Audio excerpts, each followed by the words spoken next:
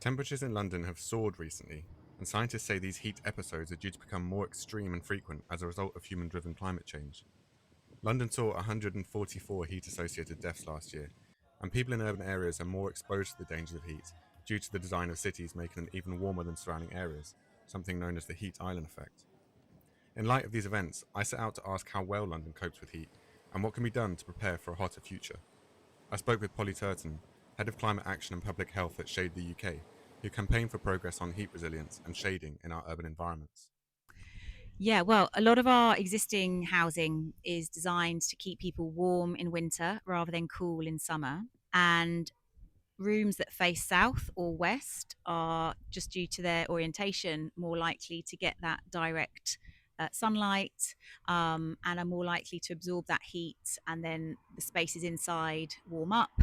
And it's hard for that heat to escape unless there is good ventilation. A lot of the sort of housing estates, sort of common in London neighbourhoods that were built around the 1930s or 1950s, also had trees planted around the same time. And some of them benefit from those mature shade giving trees now. We can see a few opposite this housing block here. But also, the common spaces in those housing estates were not designed at a time when we were experiencing the kind of heat waves that we've seen in recent years, and arguably could benefit from additional tree planting or shade structures being delivered on the ground. Trees are vital for shade.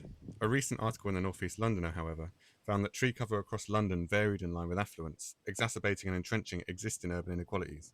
Outside of access to shade, Poppy said that the most vulnerable groups to heat are the elderly, children, people experiencing homelessness, and outdoor workers. A spokesperson for the Mayor of London said, City Hall is carrying out a range of activities that increase natural shade and help cool the city, such as supporting the planting of more than 500,000 trees since 2016, including in some of the most tree-deprived areas of London. There are policies on urban greening, trees and woodlands in the London Plan, and the Mayor has also established a network of cool spaces across the city to help Londoners cool down during heat waves. But young trees will take decades to provide real shade. I asked Polly, how can we alter existing buildings to better deal with heat now and ensure shading is taken seriously in the design of new structures? The best kind of shade you can provide is that provided by trees or fast growing plants. But if you can't get a tree in, human made structures such as canopies, pagodas, pavilions, shade sails, all of these things, we should be seeing more of them in our public realm if we want to stay comfortable, healthy, and safe during hot weather. We at Shade UK are really pleased that we've got the cooling hierarchy within our London plan, our strategic planning document for London. But what we would like to see is a similar hierarchy for the public realm. So at the top of the list of the cooling hierarchy is minimizing the amount of heat hitting a building or hitting the internal spaces of that building, which is essentially shade. So I think for new build, there's obviously a greater opportunity to do things right from the start. But what we're currently seeing, that the paradigm of planning development in London is stuck in the past. We're still designing these kind of sealed box, sort of slick looking, shiny, floor to ceiling glazed buildings, relying on mechanical cooling and ventilation systems. They are not fit for purpose. They are not going to be future proofed.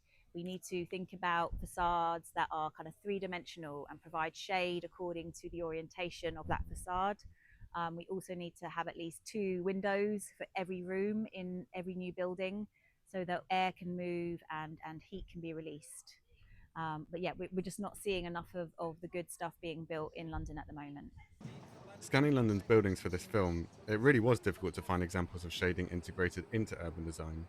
The recent temperatures expose a concerning unpreparedness for excessive heat in London, and that's something that will continue to cause harm unless we take urban heat resilience seriously.